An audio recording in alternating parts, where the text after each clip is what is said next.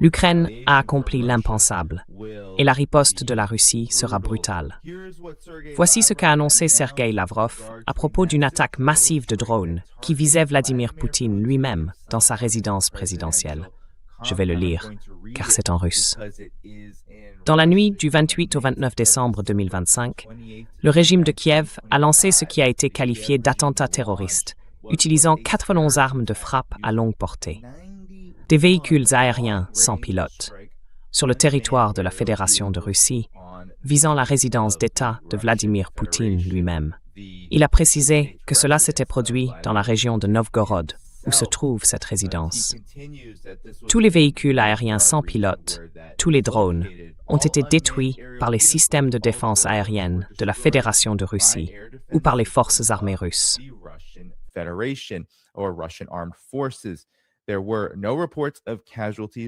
Aucun rapport ne fait état de victimes ni de dégâts causés par les débris du drone. Il a déclaré « Nous tenons à souligner que cette action a eu lieu pendant des négociations intensives entre la Russie et les États-Unis pour résoudre le conflit ukrainien. » Il a ajouté que de telles actions irresponsables ne resteraient pas sans réponse. La riposte de la Russie, les cibles des frappes et le calendrier de leur mise en œuvre par les forces armées russes a déjà été déterminé. Dans le même temps, la Russie n'a pas l'intention de se retirer du processus de négociation avec les États-Unis. Cependant, compte tenu de la dégénérescence finale du régime criminel de Kiev, qui s'est engagé dans une politique de terrorisme d'État, il a indiqué que la position de négociation de la Russie serait révisée.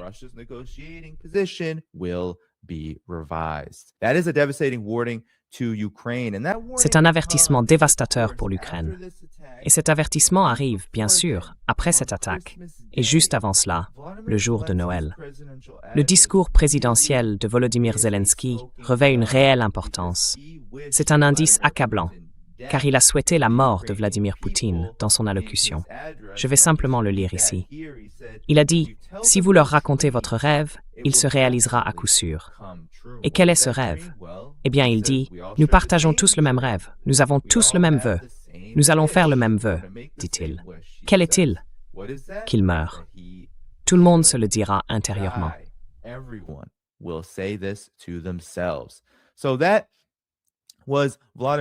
C'était donc le pistolet fumant de Volodymyr Zelensky, qu'il affirme ne pas en être un, puisqu'il le nie. L'Ukraine le nie également. Et l'Institut pour l'étude de la guerre, ainsi que l'ensemble des grands médias occidentaux, qualifient tout cela de simples allégations. Mais Donald Trump, lui, les a prises au sérieux. Il se trouvait avec Benjamin Netanyahou, et alors qu'il le couvrait d'éloges, affirmant qu'il allait se soumettre à Israël sur chaque objectif de politique étrangère des États-Unis, et bien sûr, d'Israël. Voici ce qu'il a déclaré en réponse à la question posée par les médias.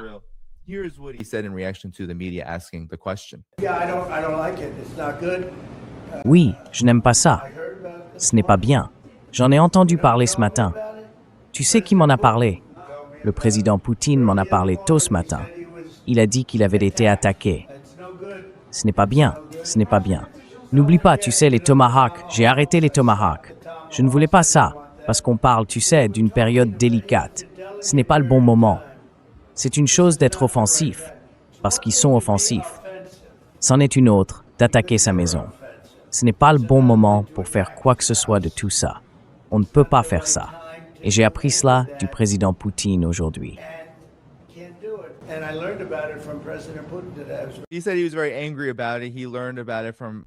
Il a dit qu'il était très en colère à ce sujet. Il l'a appris de Vladimir Poutine lors d'un appel téléphonique et a déclaré que ce n'était pas le bon moment, qu'il n'avait pas autorisé les Tomahawks. Il est très en colère à ce propos. Mais ce qui est intéressant, c'est le choix des mots, n'est-ce pas? Pas le bon moment. Ce qui signifie qu'il pourrait y avoir un bon moment pour que le régime ukrainien s'en prenne à Vladimir Poutine. Rappelons que l'Ukraine mène des attaques terroristes à l'intérieur de la Russie depuis le tout début de ce conflit.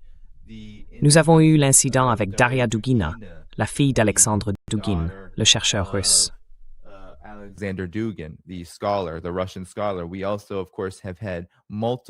Nous avons également, bien sûr, vu au fil des années plusieurs blogueurs, journalistes et même des généraux de haut rang être assassinés, y compris au cours du dernier mois. Cela s'est produit à l'intérieur de la Russie, et c'est le régime ukrainien qui s'en est attribué le mérite.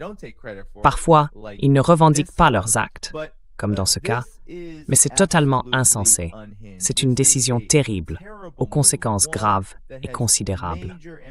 La Fédération de Russie affirme qu'il s'agissait d'une tentative de saper les efforts de Donald Trump pour négocier avec Vladimir Poutine et les discussions entre les États-Unis et la Russie, les soi-disant négociations de paix et les efforts de médiation de Washington.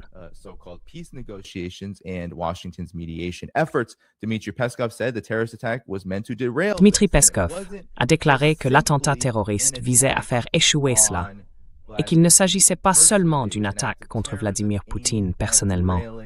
C'était un acte de terrorisme destiné à faire dérailler les négociations. Il est important de noter que la Russie qualifie cela, de manière générale, d'attentat terroriste.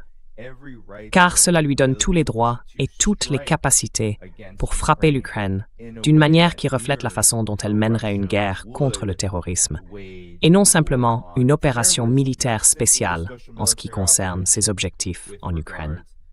C'est donc un événement majeur. Et Dmitri Medvedev a employé des mots bien plus forts, comme il le fait généralement.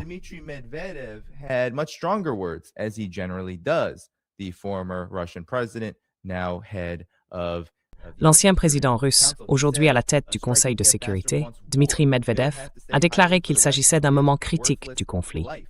L'attaque est survenue juste après un appel téléphonique entre Vladimir Poutine et Donald Trump, à la suite d'une rencontre entre Volodymyr Zelensky et Donald Trump. Tout cela s'est produit dans la semaine précédant la frappe. John Mearsheimer et d'autres avaient averti qu'il pourrait s'agir d'une attaque sous faux drapeau destinée à justifier la fin et la destruction des négociations. Le problème, c'est que cela place en réalité une grande cible sur l'Ukraine et envoie le signal que la Russie devrait intensifier son action contre elle.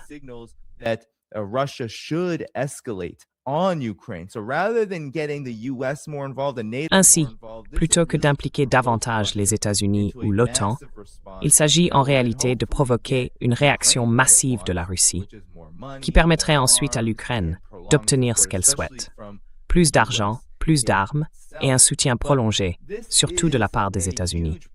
Mais c'est un énorme problème pour l'Ukraine, car cela a en fait ouvert la boîte de Pandore du Ereshnik.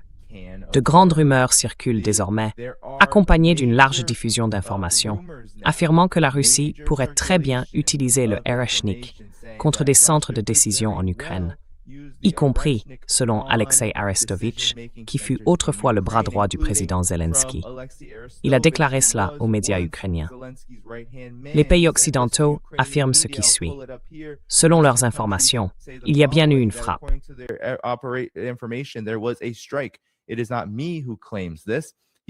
Ce n'est pas moi qui fais cette affirmation.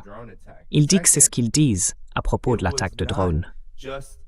Deuxièmement, elle ne visait pas seulement des zones résidentielles. C'était une installation spéciale de la Fédération de Russie, conçue pour contrôler les forces armées en cas de guerre nucléaire. Donc, en termes d'importance, ce serait comme si l'Ukraine attaquait Air Force One. C'est une installation spéciale.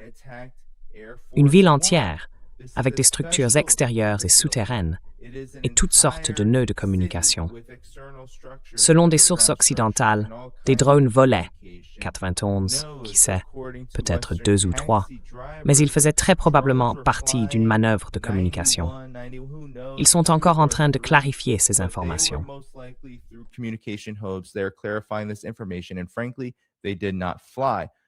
Et franchement, ils n'ont pas volé, mais il y a eu une explosion.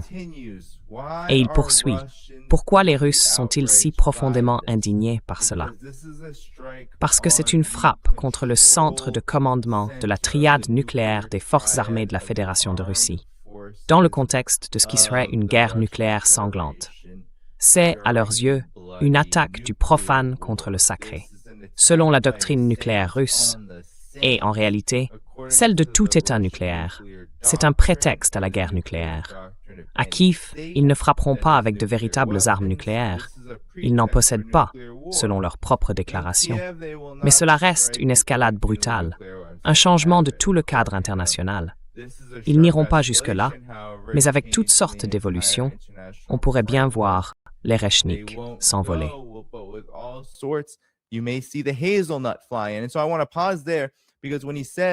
Je veux m'arrêter un instant ici, car lorsqu'il dit que la noisette va voler, il fait en réalité référence à l'Erechnik, parce qu'en russe, Erechnik signifie noisette, et c'est le nom du missile.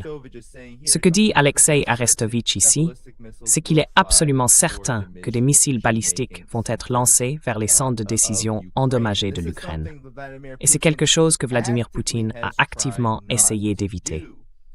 Je veux maintenant vous faire entendre ce que Larry Johnson, un ami de l'émission, a à dire à ce sujet, car il pense que Zelensky ne serait pas assez stupide pour réellement l'autoriser pendant des discussions avec les États-Unis.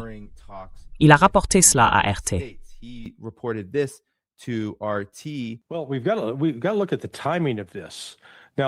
Eh bien, nous devons examiner le moment où cela s'est produit.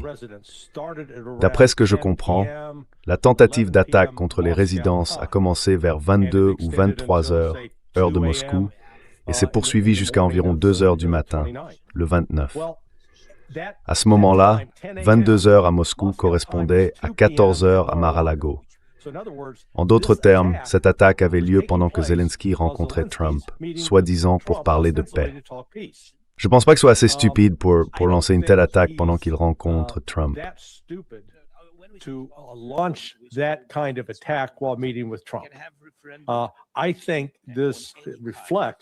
Je pense que cela montre qu'il existe une division importante au sein de l'Ukraine et que cette opération a été menée avec la participation des services de renseignement ukrainiens. Cela ne me surprendrait pas que Boudanov y soit impliqué. Tu penses qu'il a vraiment été contourné? Oui, je pense qu'il faut sérieusement envisager cette possibilité. Car commettre un acte aussi scandaleux et aussi flagrant, alors qu'on est assis avec Trump et toute sa délégation pour parler de paix, montre clairement qu'il existe en Ukraine des éléments qui ne veulent pas de la paix, qui tirent trop de profit de cette guerre et qui cherchaient à la saboter. J'attends donc de voir quel type de représailles précises la Russie décidera d'employer.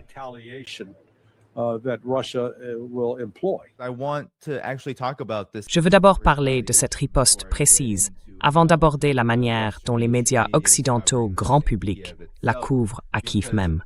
Car à mon avis, Oleksiy Arestovitch affirme qu'un Iskander pourrait être lancé contre les centres de décision ukrainiens. Et en effet, de nombreux signes indiquent que cela pourrait très bien être le cas. Maintenant, commençons par écouter ce qu'a dit Alexandre Loukachenko, le président du Bélarus. Il dispose désormais de missiles russes Iskander, le missile hypersonique doté de capacités nucléaires, d'une charge utile massive et d'une vitesse de Mach 10.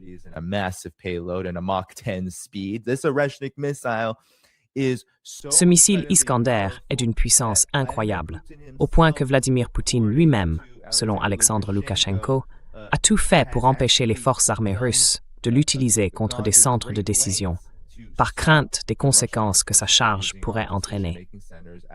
Voici ce qu'Alexandre Loukachenko a déclaré aux médias.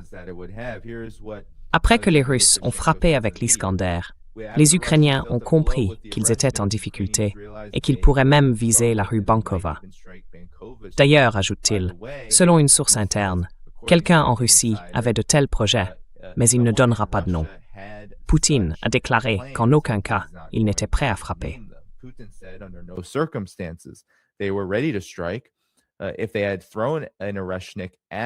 S'ils avaient lancé un Iskander sur les centres de décision, il ne serait rien resté. Mais Poutine, comment se fait-il qu'il nous appelle, lui et moi, des agresseurs? Il parle aussi de lui-même. Des agresseurs, certes, mais voyez pourtant comment l'agresseur a agi. La première fois qu'ils sont entrés à Kiev, il a dit « Je ne peux plus frapper les jardins d'enfants et les écoles ». Et lorsqu'il y avait presque un consensus sur la nécessité de s'occuper de l'Ukraine et de frapper un centre de décision, Poutine a dit non, cela ne doit pas être fait. Donc selon Alexandre Loukachenko, et prenez ces paroles comme vous le souhaitez, avec un certain recul, disons.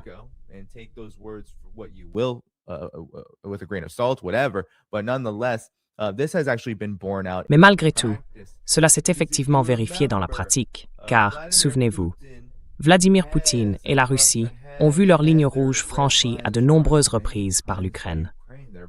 Il y a eu des attentats terroristes à l'intérieur de la Russie, l'attentat du Crocus, par exemple, ainsi que d'importantes attaques contre les bombardiers nucléaires russes. On pourrait continuer longtemps. Des attaques massives, encore et encore. Mais en réalité, la Russie n'a réagi qu'une seule fois. Et quand cela s'est-il produit?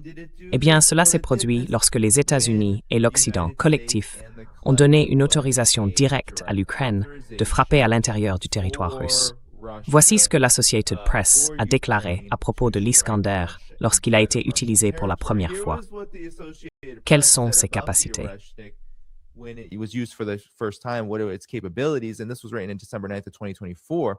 Ce texte a été rédigé le 9 décembre 2024.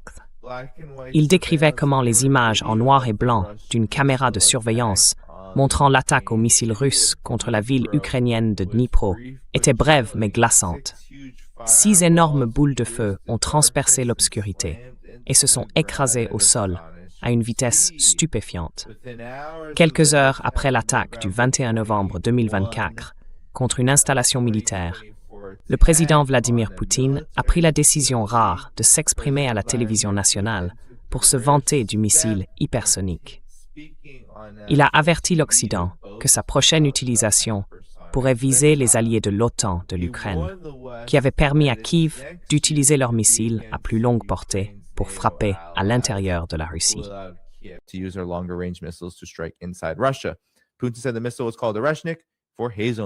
Poutine a déclaré que le missile s'appelait le Reshnik, ce qui signifie noisetier. Alors, qu'en sait-on? Selon l'Associated Press, il peut voyager à 10 fois la vitesse du son, Mach 10, comme une météorite, et des responsables militaires ukrainiens ont affirmé qu'il avait même atteint Mach 11. Sergei Karakayev, chef des forces de missiles stratégiques russes, a indiqué qu'il pouvait transporter des ogives nucléaires ou conventionnelles et qu'il avait la portée nécessaire pour atteindre n'importe quelle cible en Europe. Il a ajouté qu'il s'agissait d'un type expérimental de missile à longue portée, basé sur le missile balistique intercontinental russe, RS-26, ou ICBM. Donc encore une fois, la Russie dispose de ces missiles.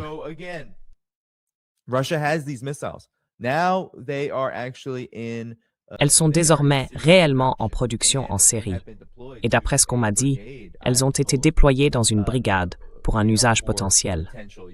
Et maintenant, l'Ukraine a en quelque sorte allumé la mèche, plaçant la Russie face à une nouvelle menace flagrante, une occasion de riposter avec le Reshnik.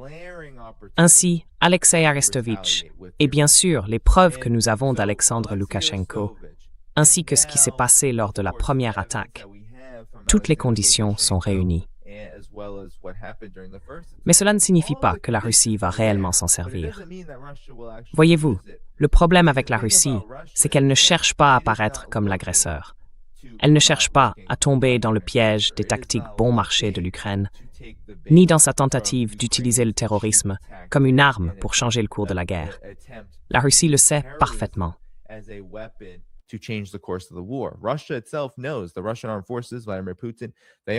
Les forces armées russes, Vladimir Poutine, ils savent tous que cela ne changera rien au cours des événements. Ce qui se passe réellement, c'est que la situation se détériore sur le champ de bataille, que l'Ukraine est pilonnée. Son secteur énergétique, sa capacité à maintenir l'électricité pour la population sont réduits, car sa stratégie militaire et son complexe militaro-industriel sont centrés à Kiev. Tout cela annonce la ruine non seulement de l'armée et des forces armées ukrainiennes, mais aussi de toute la nation ukrainienne. Et des attaques comme celle-ci ne font qu'accélérer ce processus. Personne ne devrait donc penser que la Russie bluffe lorsque Sergei Lavrov affirme qu'il y aura des frappes et qu'elles seront dures. L'Ukraine va être frappée durement. et sa position de négociation a changé. Mais il faut aussi noter que la Russie n'est pas dans une position désespérée. We should also note that Russia is not in the desperate position here. It was Ukraine that launched this attack because it's in a desperate C'est l'Ukraine qui a lancé cette attaque, car elle se trouve dans une position désespérée à cause des États-Unis, à cause de l'OTAN, parce qu'ils ont tous perdu le conflit. Et ils essayent de poursuivre ce conflit sans relâche, sans la moindre interruption. Voici comment l'attaque a été couverte par les grands médias occidentaux. Je vais simplement citer une source, d'accord, une source de NBC. NBC News affirme que l'attaque présumée de drones contre une résidence de Poutine offre au Kremlin un changement de récit opportun. La Russie a déclaré que cette accusation devait être considérée comme une mise en scène parfaitement synchronisée, selon un analyste. Il ne peut y avoir aucun pardon. Il est en fait insensé de remettre en question l'existence même de cette attaque terroriste. Tel était le message fiévreux venu de Moscou, qui a réaffirmé son accusation selon laquelle l'Ukraine aurait visé un palais présidentiel avec des drones dans le but de perturber les pourparlers de paix.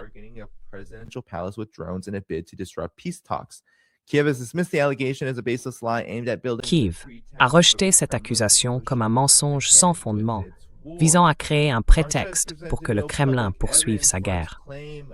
La Russie n'a présenté aucune preuve publique à l'appui de sa déclaration, mais le moment choisi n'a pas échappé aux observateurs à Kiev et en Europe, après l'atmosphère positive du sommet du week-end entre Donald Trump et le président ukrainien Volodymyr Zelensky.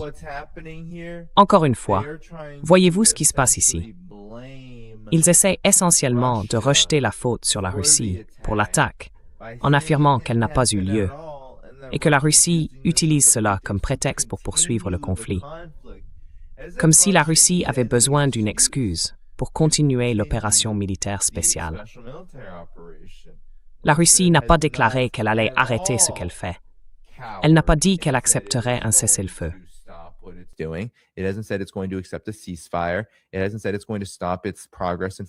Il n'a jamais dit qu'il allait arrêter sa progression, ni sa force sur le champ de bataille. En réalité, Vladimir Poutine portait récemment un uniforme militaire lors d'une inspection de commandement, déclarant « Eh bien, nous avons accompli tous ces progrès. » C'est l'Ukraine qui ne veut pas réellement s'engager dans des négociations de bonne foi. Nous allons donc continuer à avancer et à libérer tout le Donbass, à libérer l'ensemble de la République populaire de Donetsk, à libérer tous les territoires que la Russie a fédérés, des territoires où la Russie a organisé des référendums pour, en substance, les intégrer à la Fédération de Russie. Pourquoi s'arrêterait-elle? Et pourquoi aurait-elle besoin d'un prétexte comme celui-ci? Pourquoi inventerait-elle quelque chose d'aussi abominable et criminel, ce qui, en réalité, la fait paraître relativement plus faible?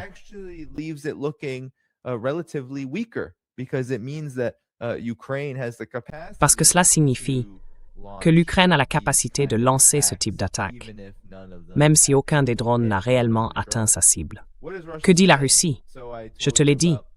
Et j'ai lu ce qu'a déclaré Sergei Lavrov à propos des 91 drones et du fait que la position de négociation a changé. 89 ont été interceptés et il y en avait 18 au-dessus de Novgorod, là où se trouve ce complexe. Mais ce n'est qu'après l'annonce de Lavrov que le ministère a mentionné la prétendue attaque contre la résidence de Poutine, affirmant que 49 drones avaient été abattus dans une région située à près de 500 km et qu'ils visaient également Valdai. Alors, qu'est-ce que cela signifie pour l'Ukraine? D'accord, mais avant d'en arriver là, la Russie se montre très prudente.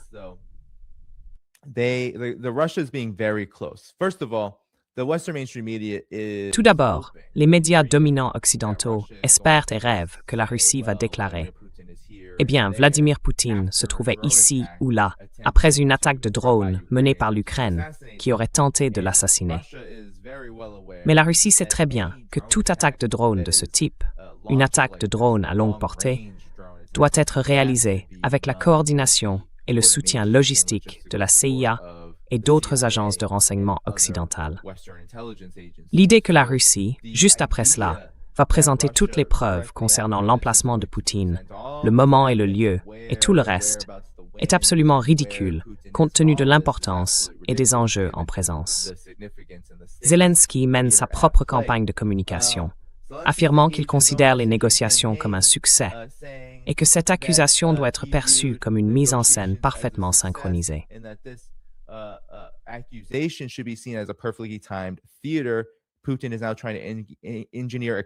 Poutine essaie maintenant d'organiser une dissimulation, suffisamment de couverture pour que l'administration Trump lui permette de poursuivre ses exigences intransigeantes tout en évitant que les États-Unis prennent le parti de l'Ukraine. Donc encore une fois, c'est tout le discours du Russie, Russie, Russie. La Russie manipule Trump afin que Trump capitule devant la Russie et abandonne l'Ukraine. Et c'est absolument ridicule, car cela ignore complètement qui détient réellement l'avantage ici. Le Kyiv Post a essayé de vérifier les faits à ce sujet, mais bien sûr, l'un des faits qu'ils n'incluront jamais, c'est que la Russie est en réalité en train de gagner le conflit, et que Vladimir Poutine n'a absolument aucune raison de mentir à propos d'une telle attaque, puisqu'il n'a besoin de rien de plus pour poursuivre ce qui se passe.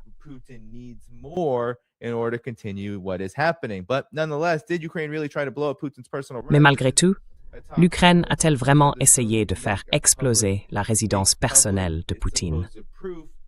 Un haut responsable du Kremlin a déclaré qu'il n'était pas nécessaire de rendre publiques les prétendues preuves selon lesquelles des drones ukrainiens auraient tenté d'assaillir le luxueux palais de campagne du président russe. Pendant ce temps, Alexei Arestovitch, très proche des services de renseignement ukrainiens, affirme qu'il ne s'agit pas seulement d'un palais luxueux. En réalité, c'est un centre de commandement à part entière, doté de moyens de communication et de toutes sortes d'outils pour contrôler la triade nucléaire de la Fédération de Russie. Donc, encore une fois, c'est une affirmation absolument ridicule du Kyiv Post.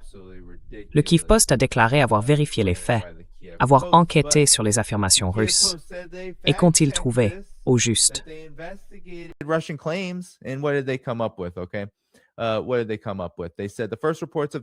Qu'ont-ils trouvé? Ils ont déclaré que les premiers rapports sur la prétendue frappe contre la résidence de Poutine avaient été rendus publics par le ministère russe de la Défense à 21h30, heure de Moscou, soit vers 14h ou 13h30 pendant les négociations. Selon le communiqué officiel, des vagues de frappes de drones ukrainiens, accompagnées de leurs, ont toutes été abattues par les défenses aériennes locales lors de combats survenus entre la fin de la soirée de dimanche et le lundi matin. Le ministère russe de la Défense a ensuite révisé à la hausse ses revendications de destruction à 41 appareils, dont 23 auraient été abattus entre 7h et 9h.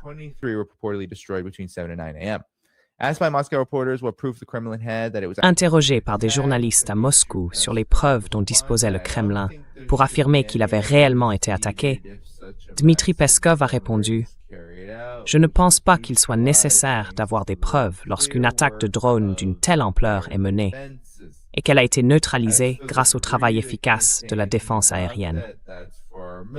Quant aux débris, ils ne peuvent rien en dire. Cela relève de nos militaires. » Nous voyons que Zelensky essaie de le nier. De nombreux médias occidentaux se moquant du régime de Kiev commencent à diffuser l'idée que cela n'a pas eu lieu.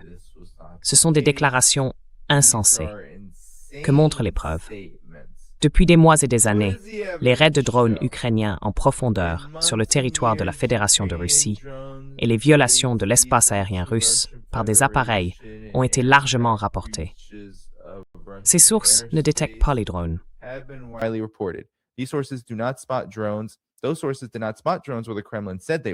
Ces sources n'ont pas repéré de drones là où le Kremlin affirmait qu'ils se trouvaient.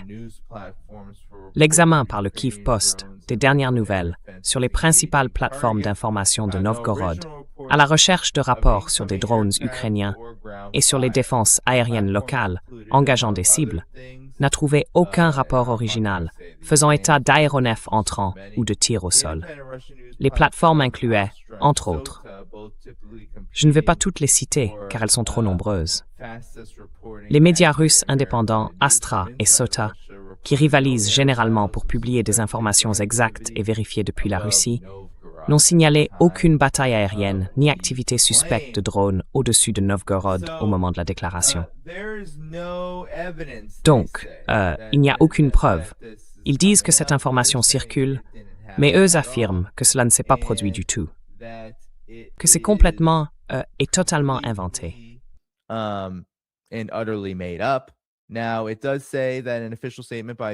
Il est indiqué qu'un communiqué officiel des forces ukrainiennes des systèmes sans pilote a revendiqué une série d'attaques jugées très réussies contre des bâtiments géolocalisés dans le village de Makiivka, occupé par la Russie, contre un pont de peloton militaire, ainsi que contre du matériel militaire russe près d'un autre village, je ne dirai pas lequel, et contre un dépôt de matériel militaire près de la ville d'Ostrotsy. Donc il y a bien eu des attaques, mais pas à cet endroit-là. Voilà, c'est la version du régime ukrainien. Bien sûr, cela ne prend pas en compte le fait qu'il pourrait y avoir tout intérêt, non seulement pour la Russie de garder le silence, mais aussi pour ces mêmes sources, très proches du régime ukrainien, de ne pas l'annoncer et de ne pas le rendre public. Parce que voyez-vous, Donald Trump n'était pas content de cela.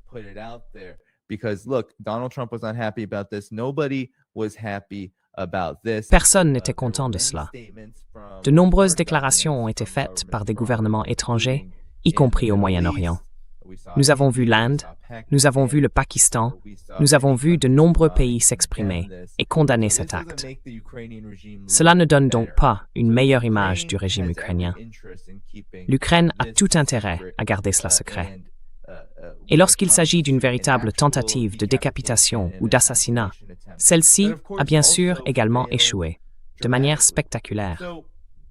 C'est donc un moment Ilyushin pour la Russie et Vladimir Poutine. C'est un moment où la Russie détient toutes les cartes et la capacité de riposter avec force. Et je crois qu'elle ripostera avec force.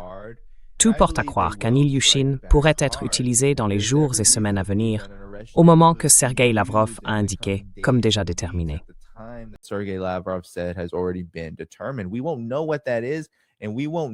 Nous ne saurons pas ce que c'est. Et nous ne le saurons pas avant que cela ne commence à se produire.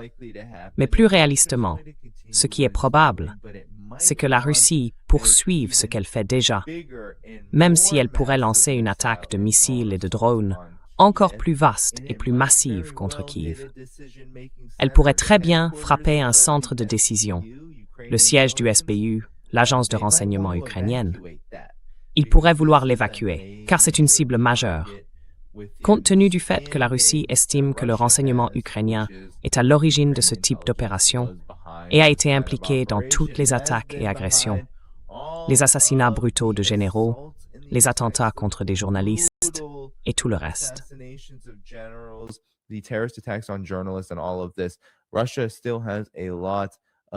La Russie a encore beaucoup à faire payer à l'Ukraine pour toutes ces transgressions. Car ce sur quoi la Russie s'est réellement concentrée, c'est l'objectif de la victoire dans l'opération militaire spéciale, atteindre ces objectifs. Il serait donc beaucoup plus logique de ne pas forcément lancer un missile Oreshnik et d'offrir à l'Ukraine une sorte de couverture politique permettant aux États-Unis d'intensifier leur soutien, mais plutôt de continuer à faire ce qu'elle fait déjà, ce que les États-Unis ont montré qu'ils ne pouvaient pas arrêter. Il n'y a plus de défense aérienne, plus de Patriots, plus rien à donner à l'Ukraine pour l'en empêcher. Et pourtant, Donald Trump a lui aussi détourné le regard de tout cela. Pourquoi?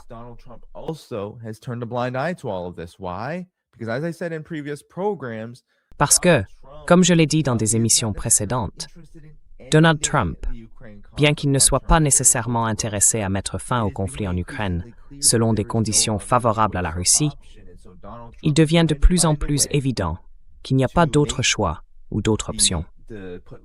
Trump essaie donc de trouver un moyen de maquiller la situation, de faire en sorte qu'elle paraisse plus présentable, pour donner l'impression qu'il peut en sortir avec un joli ruban autour du conflit, qu'il est le médiateur et qu'il a obtenu des conditions favorables aux États-Unis, permettant ainsi au pays de s'en laver les mains. La seule façon pour que cela se produise réellement, compte tenu de l'évolution du conflit, serait que la Russie soit autorisée à écraser l'Ukraine. du moins sur le plan de la couverture politique. Donald Trump n'a pas critiqué la Russie pour ses frappes. Il a déclaré que les deux camps s'attaquaient.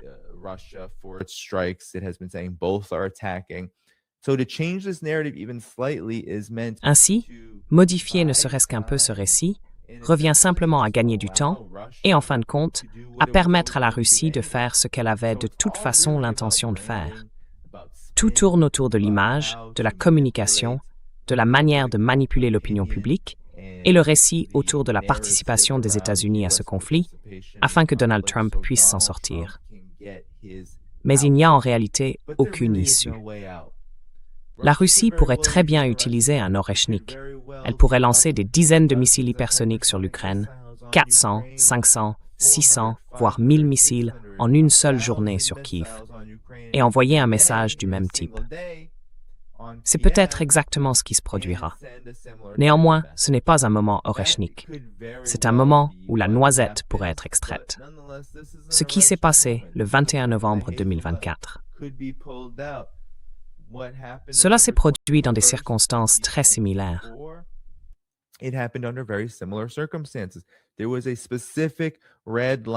Une ligne rouge précise a été franchie.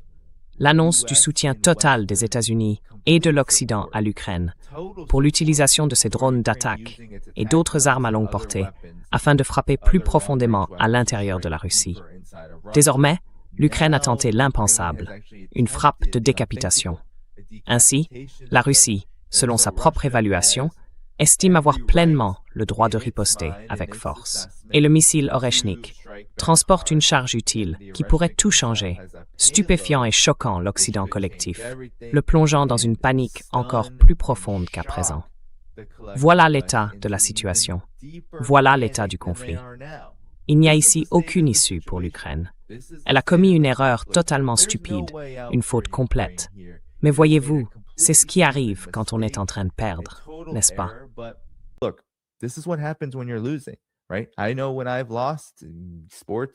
Je sais ce que j'ai perdu maintenant.